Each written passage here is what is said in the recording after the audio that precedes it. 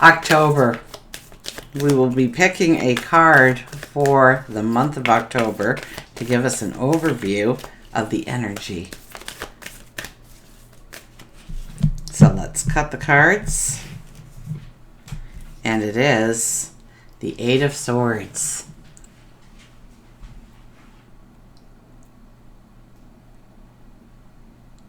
Okay, well, the Eight of Swords. The Eight of Swords is all about gaining a new perception.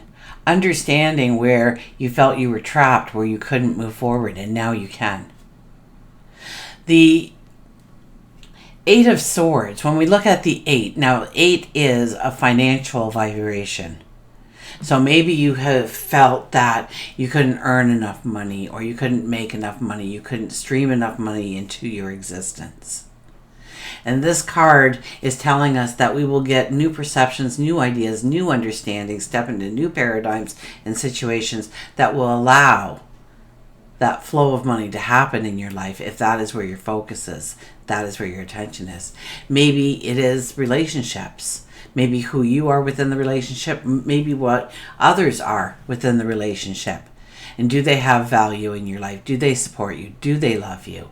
What are some things that we need to incorporate into the relationship? Is the relationship in some way stagnated and we want to bring new life to it? We'll get new understandings, new visions of how to go forward within that relationship with the strength. Now we have Pluto that will be stationing direct on October the 10th. We have Mercury moving into Libra. We have Mercury moving into Scorpio. We have Venus moving into Virgo. We have the Sun moving into Scorpio. We have Mars. Mars will be moving into Scorpio as well, I believe, prior to the Sun moving in. We're going to have 2 eclipses, a solar eclipse in Libra on the 14th, and then on the 28th we will have a full moon in Taurus at 5 degrees. Now, what happens with eclipses is that they mark the beginning or the ending of certain major things in our life. So our solar eclipse is in Libra. So know your natal chart and where it is, and maybe I will include something about natal charts here as well, so that you can go and get an idea of where your true talents lie, of where you should be putting your focus, of what brings in harmony and joy into your life, of why you act in certain ways or react in certain ways.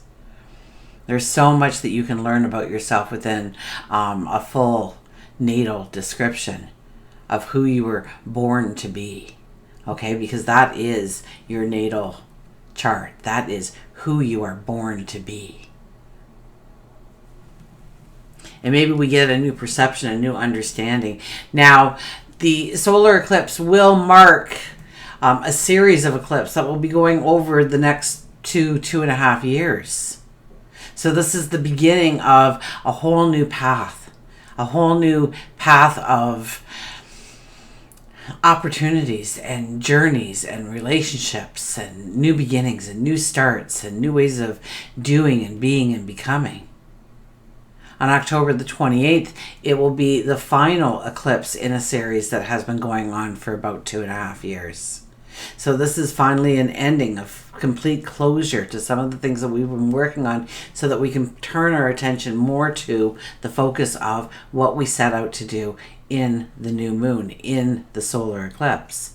The solar eclipse, we don't want to set small little goals. We want to set ginormous goals for ourselves. These are long-term goals. These are things that are going to take a couple of years, maybe even to get going, get off the ground, so that you can really go forward with it in a couple of years.